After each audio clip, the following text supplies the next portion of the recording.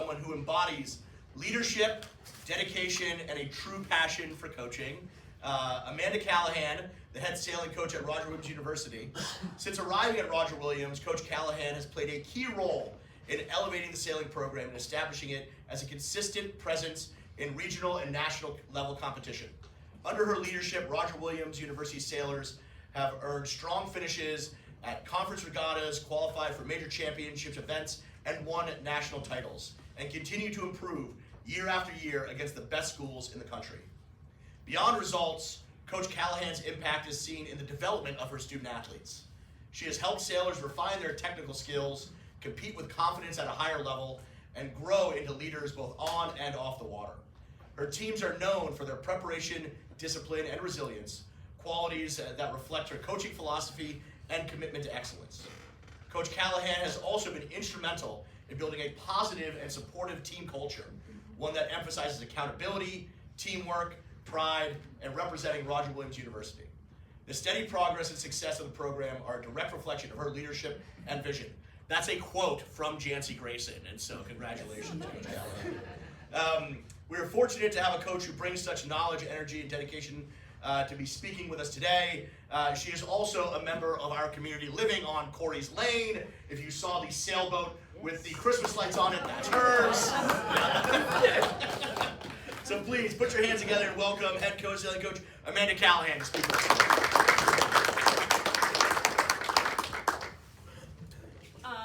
Yeah, a little bit about the sailboat. Friends of mine, they started decorating their boats, and then it became a competition because that's what we do. And I asked to get involved, so I'm glad that you guys liked it, or maybe didn't like it. But my neighbors thought it was a tree. It's okay. I'll give you a little bit more background about myself. As well, maybe you heard, but Jancy Grayson. Did anyone get to meet Jancy? Have her in class? So wonderful. So glad that she decided to come to Roger Williams. She is a delight to coach. Amazing teammate. She just represented us in California last weekend at the Rose Bowl, as I was mentioning to the sailing coaches. It was their first trip to California. It rained both days they were racing, and so that was an unusual situation for her. But we'll be traveling to St. Croix next week for our winter training trip, where last year she had pneumonia and had to spend the entire week in the Airbnb. But she is our best recruiter. She will sit at all of the accepted students' days. Any prospective sailor that comes to practice, she's the first one to go up and introduce herself. So thank you all for giving me an amazing student athlete. She's also came in as a driver. She sort of transitioned to becoming a crew because that's sort of what we've needed as a team. And she's been so gracious in doing that. So anyways, thank you again to all you guys. This is my 19th year at Roger Williams. It's my 22nd year coaching college sailing. I did not graduate college and intend to ever become a coach. My sort of weird origin story, I guess, is I was working at a multimedia production company, underemployed maybe, and I got a phone call from the longtime coach at Tufts University, Ken Legler, it was in December, and he was facing his first bout with throat cancer, and he's like, we need a coach to come in and coach the team this spring while I'm going to be going through treatment. And I was 24 years old at the time, and I had overlapped with a ton of kids on their team, right? And we sailed and competed against each other, and I was like, Ken, I have no business at all coaching the Tufts team. And he's like, job is yours, you start on Monday. And I was like, okay. So I started coaching at Tufts, again, just kind of winging it a little bit. Ken was still in the background telling me sort of here's what you gotta be thinking about, here's what you gotta be doing next, that kind of thing. I loved it. I loved the team. I love the kids on the team. I really enjoyed the coaching part of it. It was so fun. I love sailing. I love the whole thing. So fortunately, I also had a team full of like a lot of senior leaders. It couldn't have been easier for like a young coach to step into this program and like have a good time and be successful. I very vividly remember like going to nationals that spring, the team racing nationals in particular, and we had made it into the finals, and it was us versus Georgetown for the championship, and Adam Werblow, the coach of St. Mary's, is like on the phone with Ken, like giving him the play-by-play of every single moment of the race, and I'm just sweating profusely, and we ended up taking second, which was like an awesome time, but I was just like, I gotta keep doing this is so good. Long story short, Ken went into remission, thankfully, and I applied for the job at Roger Williams. It happened to be open. And so I applied for that job. I didn't get a call back.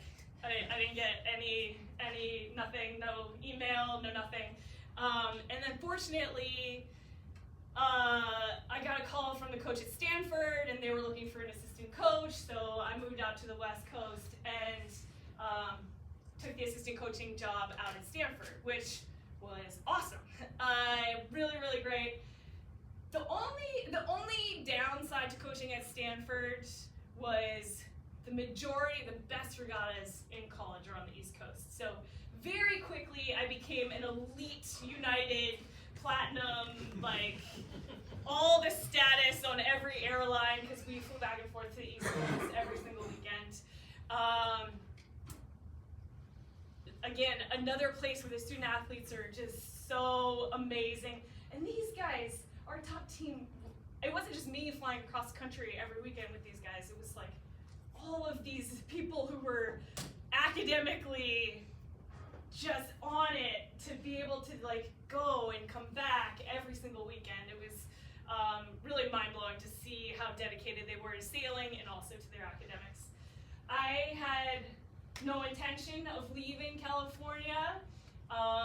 That summer I was personally competing, spent a month in Portugal racing in this World Cup event. This is like, by the way, like back in 2007, so like brick cell phones, if you can imagine that kind of thing. And I got a phone call from the athletic director at Roger Williams. And so they didn't hire me, they actually hired one of the seniors graduating from Tufts that year.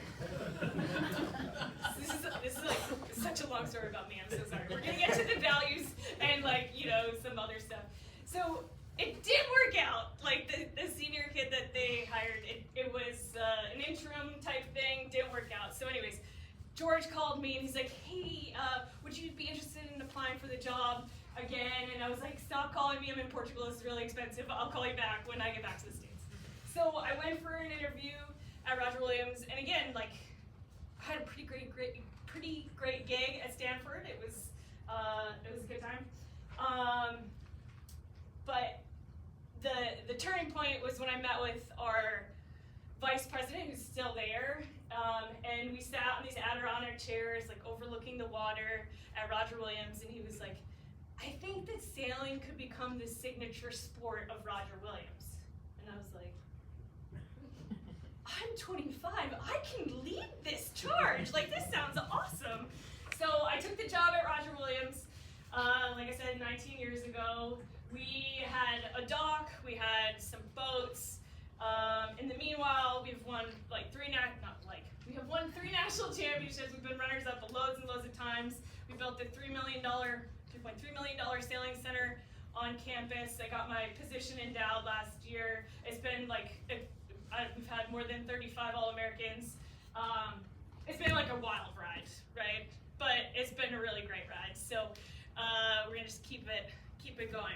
I think one of the reasons why we've been successful is because I love team racing in particular. It's a discipline where you have 3 boats from one team that race off against 3 boats from another team. It involves a lot of, if you've never sailed before, but it involves like excellent boat handling, really good communication, great teamwork. and really great execution of strategy. And I think we're really good at that. But I think we've also been successful because, as you mentioned, we have a good focus on team culture. I forgot to mention that in my yoga class, there's a woman in my yoga class who is a parent of one of your former student athletes, and she was like, I mentioned I got an email inviting me to come, and she's like, oh, well, last year they had the basketball coach from PC. And I was like, cool. Sounds awesome. I'm sure that whatever I have to say might not be as exciting as whatever he offered to you guys. But here we are. I'm going to give it my best shot. You got national championship, coach. We do. So we did win the national championship in 2024, the Team Racing Nationals. It was, I'll give you like a short snippet of that, but Harvard has my last name is Callahan, I'm not related to these kids. Harvard has the Callahan twins, who have won every single team race since they were 10 years old. Every world team race, every national level team race, high school team race. They went last year to England. They won their national championship. Bottom line is, like, these kids do not lose at team racing, and except for that one time that we beat them. And to be fair, we did tie. We won the tiebreaker, but we will take it. We will take it. And it's because my team showed up on that weekend, and they sailed the very best they ever sailed together for each other. And that was the most special part of the whole entire thing. Could those kids from Harvard beat my kids? 9 times out of 10, they're going to beat my kids. In fact, on the water, head to head, we never beat them. We just beat other opponents more than they did. And that was, like I said, just the most special thing to be a part of, because they just showed up for each other. I had a senior who he pulled some miraculous moves out on the Charles River, and for us it was the first time that championship was during the school year. Normally we're racing in May after graduation, so we're just bringing 10 kids to the national championship. Meanwhile, everybody else is like home and off for the summer, which is probably really different from how you guys operate. But this year was the first year that we had nationals during the school year, and it was within driving distance of school. So we had a lot of like early wins. We went undefeated on the first day. We were facing Yale the first race on the second day. They were gonna be almost as strong as Harvard. And right off the bat, first thing, we get the dub against Yale, and it was just like, you could just like feel the momentum. You guys know what I'm talking about. You guys all coach, you know. And we just kept charging. Got the L to Harvard. We had one other L to Georgetown, I think. But slowly, as classes got out, our whole team started showing up. They took school vans. Now we've got, if you've ever been how many of you guys have been to the Charles River? So it's like a kind of natural amphitheater for sailing, which is really rare that you can like see racing. Mostly it's like, you know, half a mile off, and you're just got like little white sails out there, and you're like, I don't know what's happening. But so the whole team is there. They've got signs. Meanwhile, BC, Harvard, MIT, where are their teams? They're not there, but like all the Roger Williams kids are there, and they're cheering. And this is gonna sound weird because you guys probably coach like sports where you can cheer. But in sailing, there's no cheering. Like you can't, like when my team leaves the dock, I don't see them until they have sailed their entire race. Like they are on their own when they go out there. And so every time they came into the dock, they've got like, my team's got like cowbells and signs and like big fat head things, and they're like, wow, like look at us. And they, you know, you can see them walking up the dock with like a little extra swagger. And the team behind the team made the difference. That helped them show up for each other. And then we all threw each other in the Charles River, and I don't recommend that to anybody else, except no one is. So, the point why I'm here, I think, none of that. Just to talk about the things that I talk about with my team. I'm sure you guys talk about them with. Is it plugged in? No. Yeah. Yep. Good.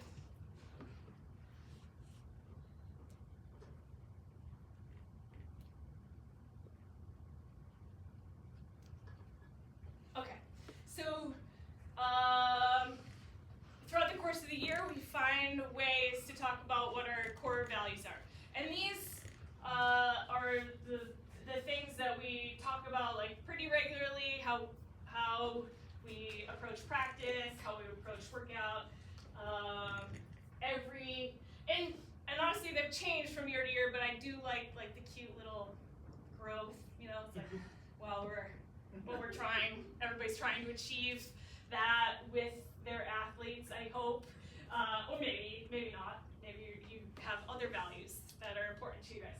So gratitude, like, this is how it shows up for us, and I'll get into it a little bit more, but every Tuesday we start off we don't practice on Mondays. So every Tuesday we start off practice with the open floor, being anybody is allowed, or welcome, encouraged to just talk about things that they're grateful for, things that have happened to them. It can be as mundane as like this one kid, Johnny Walton, without fail, he's like, coffee, just grateful for coffee. But it can be more meaningful than that. People will talk about how their parents showed up for them at a regatta, or how a teacher helped them after class, or how a teammate drove them to the airport, like all that stuff. Just so that it's an opportunity to just like open up, share what's important to you and what has moved you a little bit. Resiliency, important. I know you talked about that in several different ways, but how we, for us, for me, especially like in the early part of the season, I tell the kids it's like really important to fail a lot, and because we learn more from making those mistakes, we learn more from the races that we lose than we don't lose. And then also in the failing, and the reason why I think the year before we won the national championship, we weren't as prepared when we got to nationals, is because we didn't lose a ton that season. We had a really successful season. We won a lot. And then when we got to nationals and we started off with like a little wrinkle, we didn't have that same level of resiliency that we needed to be successful like in the big moments. So making sure that we're really focused on that in the moments where we're winning and when we're not winning. Optimism, for me that's maybe harder in a team sport, but think about like two people sailing together in a boat and it's just them, it's just their conversations. So it's really easy, especially if something's gone wrong, or you made a bad decision, or somebody dropped a jib, sailing terms. It can go badly. And so like exuding optimism to the person that you're with can make the difference, can turn the whole thing around if you reframe and refocus where you're putting your energy. Work, I think for our team we try to work harder than every other school that's out there. I think maybe you guys have your own sort of preconceptions about Roger Williams, right? We are not Yale, we're not Stanford, we're not Harvard. Academically, we're not the same. Resources-wise, we're not the same. But we put in the work to be able to compete with them every single year. So the team knows that Stanford's getting these recruits that, like, these are kids who won high school nationals. They went to youth worlds. Like, these are like the best kids, and we're like maybe not there in terms of like where our skills start, but we get to be up there by by the time they graduate. So like that development comes from that hard work. Everybody on our team knows that's part of the deal. So also having a team first approach, you know, we have a large team. Right now we've got 45. It's too big, but that's neither here nor there. When we have a race day, like just an inter-squad race, they're really, really competitive. Feels like a weekend regatta. I'm guessing it's like, if you had a inter-squad soccer match, but it felt like you guys were competing against some of the other best teams in your league. That's what it feels like during our race day sometimes. But you can compete with each other in a way that isn't toxic, and so we talk about that a lot. And then honesty talks a lot about what the expectation is for our communication and how we behave and relate to each other. So just doing what you say you're gonna do, following through, being vulnerable, accepting feedback, being able to give feedback in an honest way is something that's really important to us. So that was like the quick version. Then each of them has like, a little bit more what I talk to them about, like what it looks like, what it doesn't look like. Gratitude doesn't look like taking things for granted. It doesn't look like entitlement. Like I said, we roll it into our weekly practice. I don't know, you guys we don't need to like read all the things, but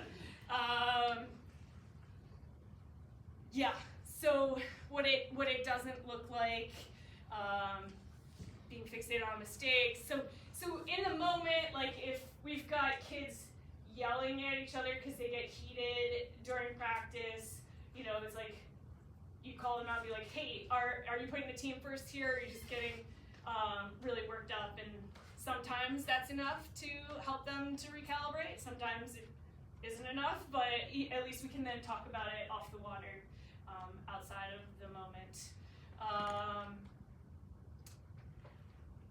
Yeah. Anyways, so that's a little bit about what I value, what our team values, how we operate. Every year I'll have my captains take a look at this and they'll say, and so like I said, this has changed, it has evolved, and if the captains feel like, hey, this isn't the right moment, this isn't the right team for one of these values, we think, like gratitude has been grit in the past, it does change and it does evolve, and sometimes, each year the team is different, it has a different vibe, so this isn't going to be our thing forever. It's adaptable, it's flexible, we can change as long as we just keep talking about what's important and what's going to help us compete together at the highest level of college sailing. So anyways, that's a little bit about me. I hope you guys have a great rest of your winter season, and congrats to the 2 coaches of the year in the room. Great job. And onward to the spring. I hope the weather gets a little bit better for all of us outdoor sports. Great job.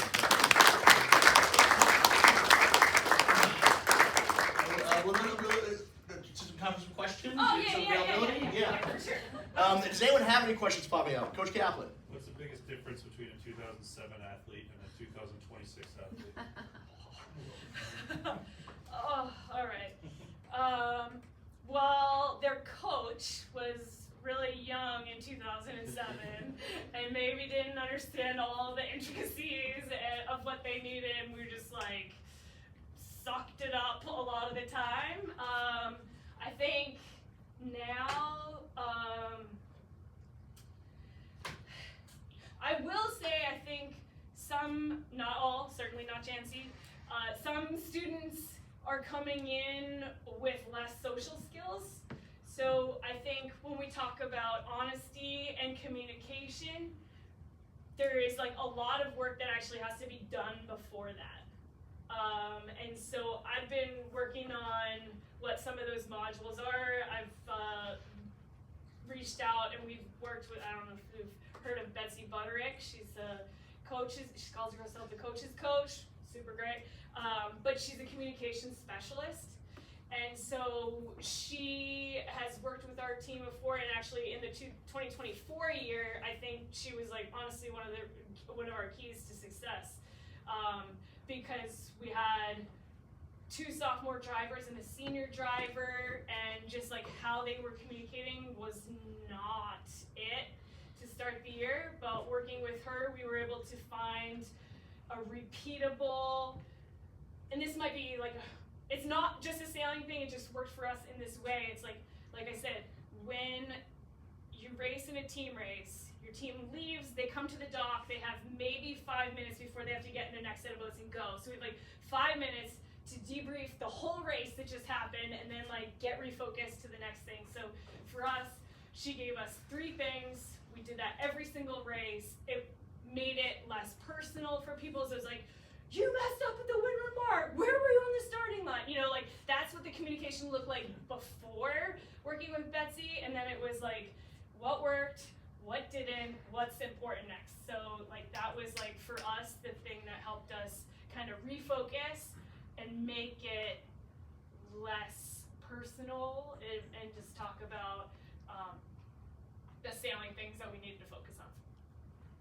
That was a long-winded question, but I think communication is different now. It seems you're trying to dive in on, I don't know if Betsy talked about this. What we see now, and a lot of these coaches have been here for many years, some of them are younger though, helping a kid understand correction does not equal criticism, right? You know, we are trying to help you improve, but that disconnect it makes it a real challenge. Yeah. Like, there's a now current senior on my team who thought that I was mad at her because she sent me a text and I, between meetings, like got her text, saw it. It was something about practice. It wasn't like a super important text. It was just like, I'm gonna be out of practice, and I just wrote copy, as in, got it. She thought I was mad at her for like weeks. So now at the beginning of every school, this is just kind of like a weird thing that she, I don't know, and maybe I'm like old and like I don't get it, but at the beginning of every school year now, I'm like, hey, listen, like when you text me, my default mode, like if I read it and I understood it, I'm just gonna write back copy. It's gonna be quick, but I'm not mad at you. One of the things I found really interesting to talk was about the kind of schools that you have to go against to be in the top 10, in the country, whether it's Harvard or Yale or Stanford. What have you done from a recruiting standpoint? Now, you may just never be able to get some of those kids that are trying to do Roger Williams or Harvard. But what have you tried to do to differentiate yourself as a recruiter and helping attract the kids to the Roger Williams sailing program? Well, I hate using this word, and I'm so sorry that's coming out of my mouth. Our brand for our team, I hate it. But 19 years in, I now have like a very established record of taking kids that were like, let's call them like B plus sailors in high school and junior sailing, and getting them to be able to compete against like the Callahans of the Harvard. So I have that now in my pocket, which is useful. I think we're now known as like one of the top team racing schools in the country. In the last 8 years, only Harvard has a better record than us. So that's been really good. I think recruiting is a huge part of the game. I don't know how important it is for you guys at the high school level. I assume it's important. I think we just do really good with student athlete development on the water and off the water. How do you manage? I mean, 45 is a big number. Ugh, And how many yeah. kids are in your top boats? Like your championship team has how many sailors going off in the boats? 6 to 8. 6 to 8. Yeah. So, numbers 14 to 45 Yeah. show up to Roger Williams Yeah. thinking like I'm going to be one of those 6 to 8. Yes. So how do you manage the development or Yeah. keep the optimism Yeah. for the kids and keep them in the program without them thinking like I have no chance or Yeah. I thought I was the best and she thinks I stink because I'm not in the top boat. Yeah. That is definitely a challenge.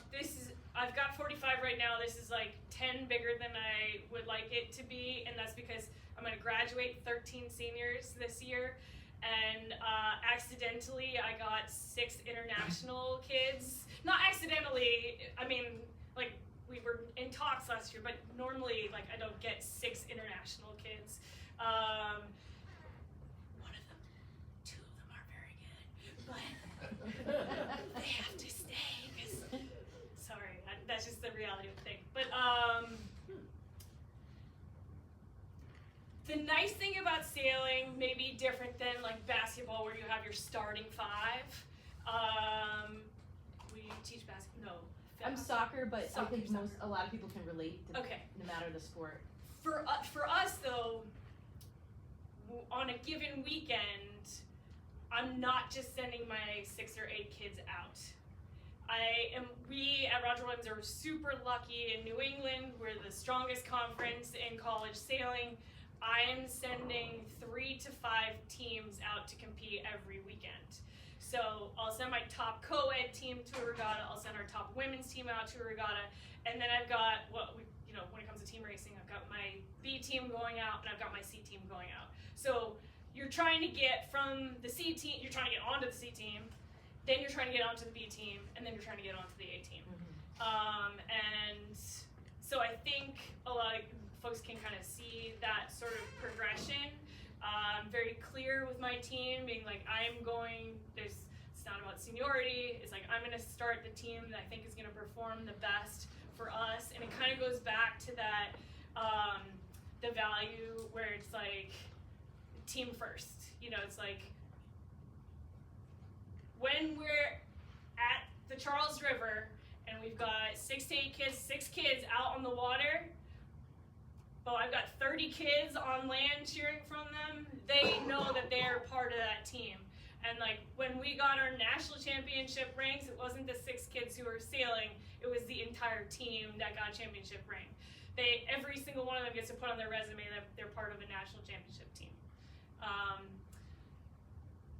Having said that, like, are there kids that are disgruntled from time to time? Absolutely. So having, those honest conversations with them about where they stand. I've got a kid who's coming on our winter training trip. It's mostly freshmen, a couple sophomores, including Jancy, and 1 junior, because this kid saw sort of like the lay of the land, and he was like, I'm not gonna make it off the C team.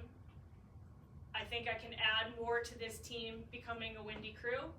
And so he's coming and he's gonna be working on his crewing skills for the whole entire trip. So just having those kinds of conversations. And I think that's probably easier for me as a coach. Like the kids that I'm getting, like they're just 1 or 2 or 3 more years older than the kids that you guys have.